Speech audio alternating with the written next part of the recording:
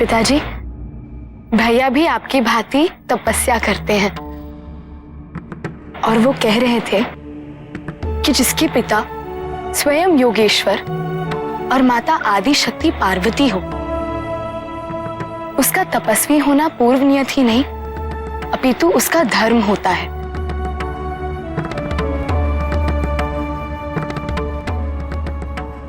पिताजी, जिस प्रकार भैया का कर्तव्य है उसी प्रकार क्या हमारा भी कोई कर्तव्य है?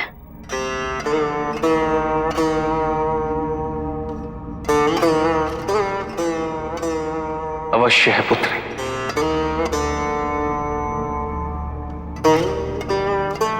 तब द्वारा धर्म और कर्म के नए अध्यायों को उजागर करना।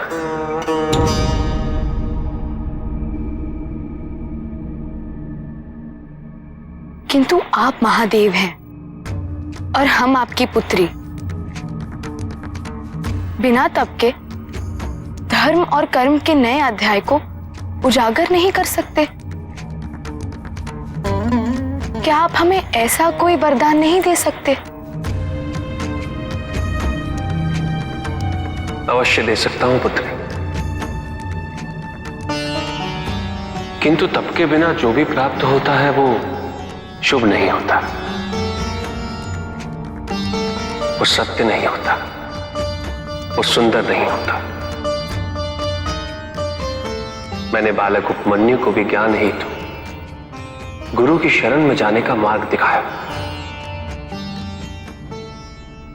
मैं चाहता तो वरदान देकर उसे ज्ञानी बना सकता था, किंतु बिना परिश्रम, बिना तपस्या के जो भी ज्ञान प्राप्त होता है वो संपूर्ण नहीं होता।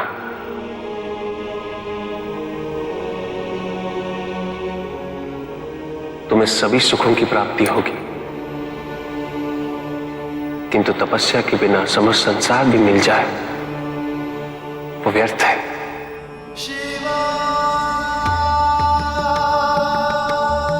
तुम्हारी माता ने भी मुझे प्राप्त करने के लिए घोर तपस्या की थी।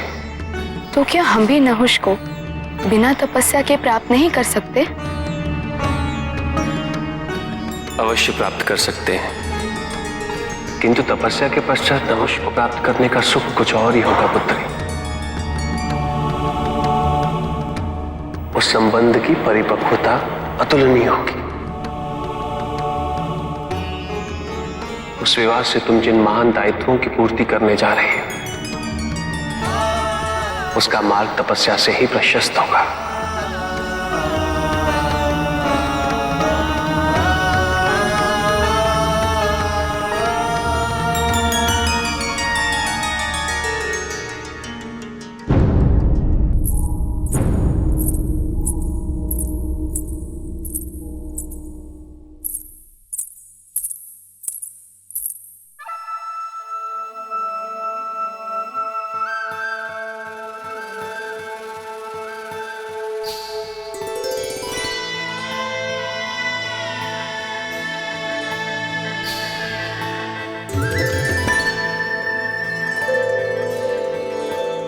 देवसेना। प्रणाम देवराज। मुझे सूचना मिली कि आपको मेरी आवश्यकता है, तो मैं अविलंब आ गई। अविलंबित तो तुम्हें आना ही पड़ता। मैंने तुम पर जो उपकार किया था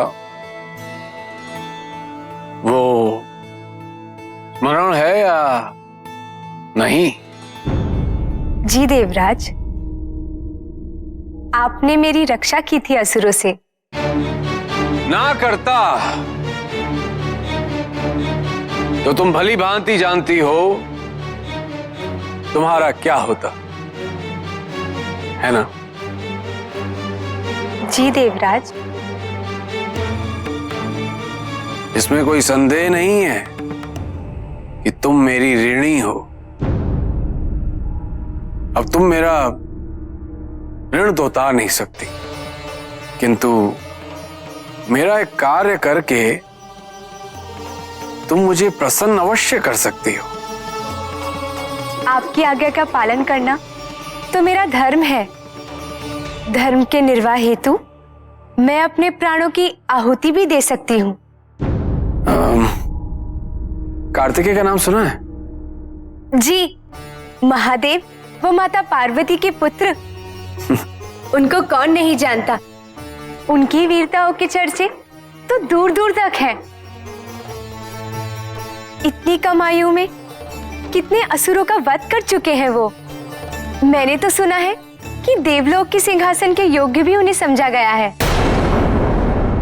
आप उन्हीं कार्तिकेय के बारे में बात कर रहे हैं ना?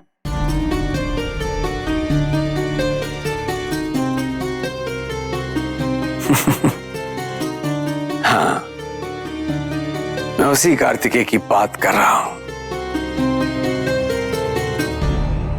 उसी कार्तिकेय को तुम्हें अपने मोह जाल में फंसाना है। उसे ऐसा फंसाओ अपने मोह जाल में कि वो निकल ही ना पाए। उसका बल, उसका आत्मविश्वास चूर कर दो, भटका दो उसको उसके उद्देश्य से।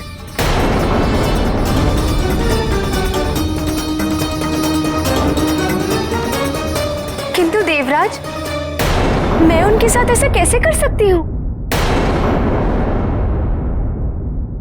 मेरी आज्ञा का पालन करना तुम्हारा धर्म है। धर्म। तुम अपने प्राणों की आहुति तो दे सकती हो, किंतु मेरे आदेश की अवहेलना नहीं कर सकती। ये तुम्ही ने कहा था। कहा था ना?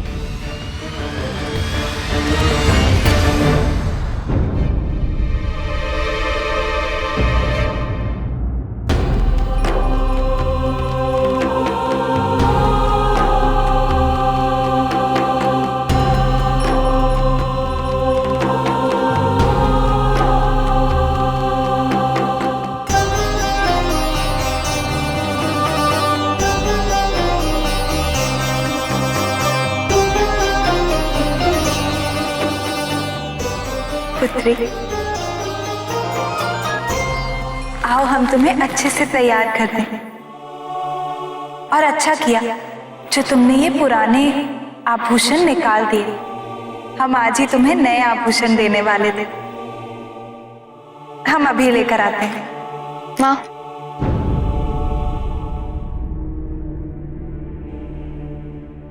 नए या पुराने, हमें अब किसी भी प्रकार के आभूषण नहीं चाहिए।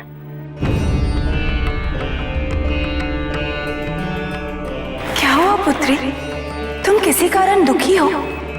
नहीं माँ, हम तो अत्यंत प्रसन्न हैं। हमें अपने कर्तव्य का बोध हो गया है। कर्तव्य का बोध? और उससे आभूषण न धारण करने का क्या संबंध है? माँ, तो अपने आभूषणों की क्या उपयोगिता है? तब तो स्वयं को भुलाने का मार्ग है, क्योंकि जब तक स्वयं को ना भुलाया जाए तो आत्मा अनुभूति कैसे होगी? माँ, हम ध्यान करने जा रहे हैं। हम जानते हैं कि आपका आशीर्वाद सदैव हमारे साथ रहेगा।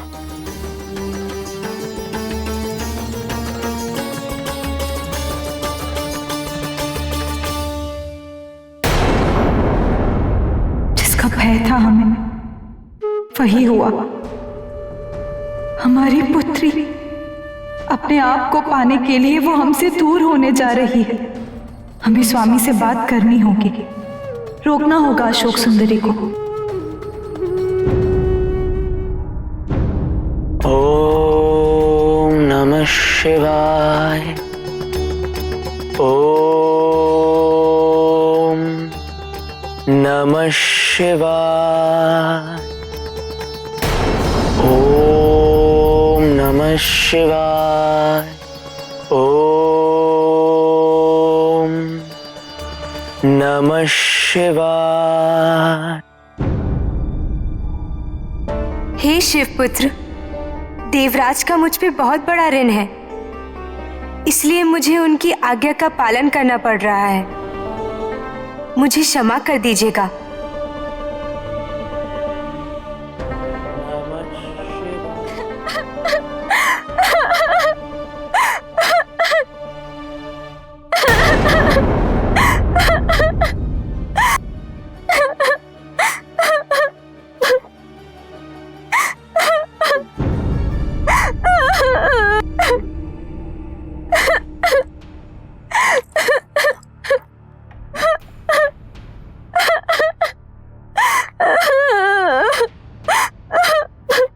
क्या हुआ?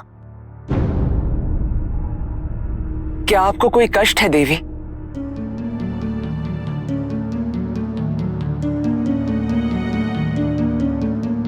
क्या मैं आपकी किसी प्रकार से सहायता कर सकता हूं?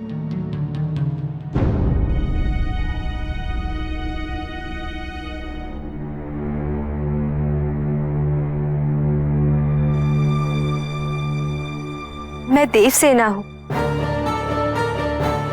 देवराज इंद्र की अप्सराओं में मेरा प्रमुख स्थान हुआ करता था, किंतु असुरों ने स्वर्ग पे आधिपत्य स्थापित किया और मेरा हरण कर कुछ असुर पाताल लेकर गए और मुझे वहां पे बंदी बनाकर रखा। समुद्र मंथन के पश्चात महाराज बलि ने मुझे पुनः मुक्त करवाया, परंतु जब मैं स्वर्ग पुनः पहुंची तो देवराज ने मेरा तिरस्कार किया। मुझे अप्सराओं में पुनः सम्मिलित होने की अनुमति नहीं दी और तो और मुझे स्वर्ग से भी निष्कासित कर दिया गया। उन्होंने कहा कि मैं असुरों के साथ रह के अपवित्र हो गई हूं।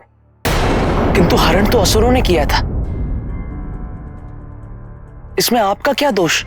देवराज ने कहा कि यदि मैं स्वर्ग में पुनः सम्मिलित होना चाहती हूँ तो मुझे कठिन तप करके शुद्धिकरण करना होगा, किंतु मैं जब भी प्रयत्न करती थी ये असुर मुझे परेशान करने आ जाते थे। वो लोग मेरा पुनः हरण करना चाहते थे। मेरा तप कभी पूरा नहीं हो पाएगा और मेरा शुद्धिकरण कभी पूरा नहीं हो सकेगा। मैं स्वर्ग पुनः कभी वापस नहीं जा पाऊंगी। देवी, यदि आपको स्वीकार हो तो आप यहीं पर तप कर सकती। ये मेरा क्षेत्र है, मेरे संरक्षण का क्षेत्र। मैं आपको वचन देता हूं देवी कि कोई भी असुर आपको हानि नहीं पहुंचा सकता। आप निश्चिंत होकर तप कीजिए। मैं आपकी आभारी रहूंगी। सेनापति मुर्गन, किंतु आपको आभारी रहने की कोई आवश्यकता नहीं। यह सभी का संरक्षण करना मेरा दायित्व है। यदि आपको कभी भी कोई आवश्यकता हो तो मुझसे कहने में संकोच मत कीजिएगा।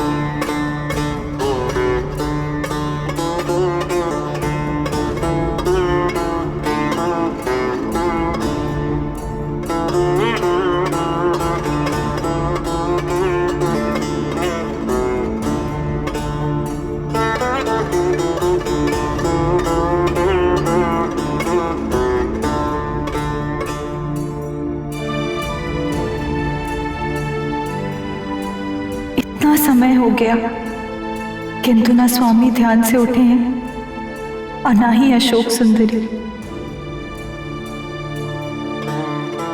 बिना भोजन किए वो इतने लंबे समय तक पहले कभी नहीं रही। उसे भूख नहीं लग रही होगी।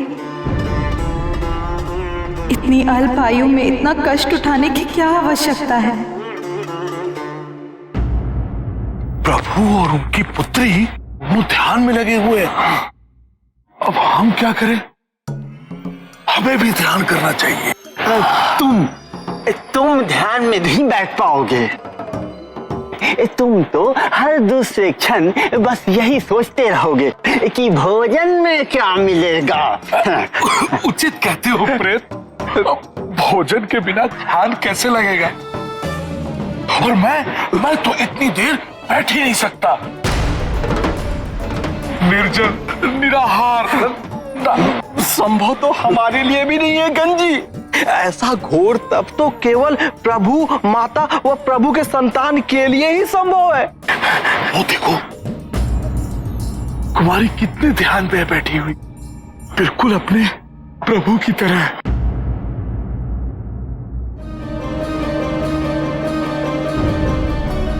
नहीं, अब हम और प्रतीक्षा नहीं कर सकते।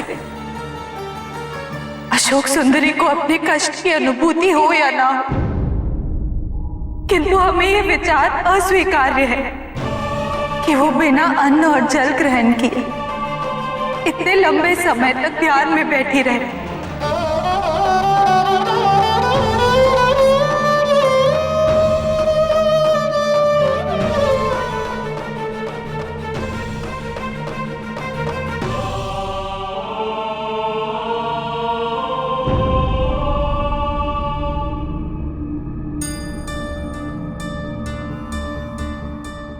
तो हम अपनी ही पुत्री का ध्यान कैसे भंग कर सकते हैं?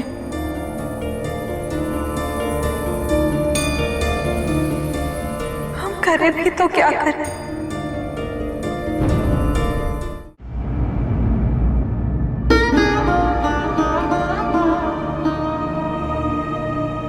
दिन प्रतिदिन ध्यान में बैठने लगी है अशोक सुंदरी, तो धीरे धीरे ध्यान की अवधि भी बढ़ने लगी। यदि हम कुछ समझाने का प्रयत्न करते हैं तो हमें अपने पिताजी से प्राप्त हुआ ज्ञान सुनाने लगती है, और यदि स्वामी से कुछ कहे तो वो हमेशा हमारी बात टाल देते हैं।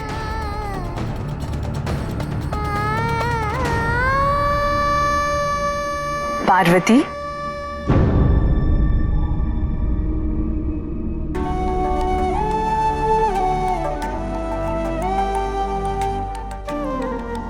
माँ, माँ,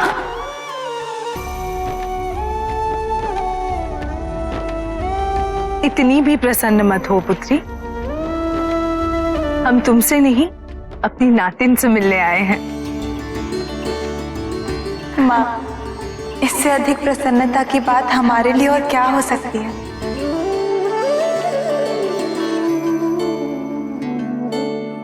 पार्वती, हम अपनी नातिन के लिए पायल लेकर आए हैं। जिस तरह वो इधर से उधर भागती रहती है, इस पायल की छमछम से पूरा कैलाश गूंज उठेगा। कहाँ है वो? अशोक सुंदरी के होते हुए इतनी शांति कैसे?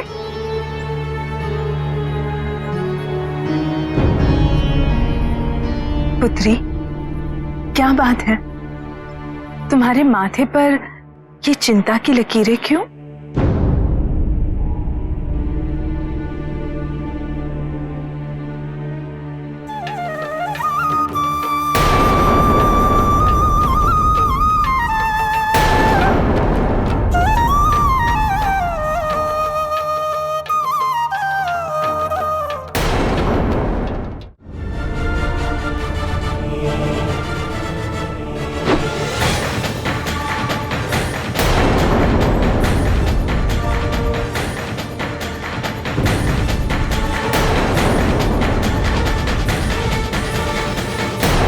उसी कार्तिकेय को तुम्हें अपने मोह जाल में फंसाना है। उसे ऐसा फंसाओ अपने मोह जाल में कि वो निकल ही ना पाए।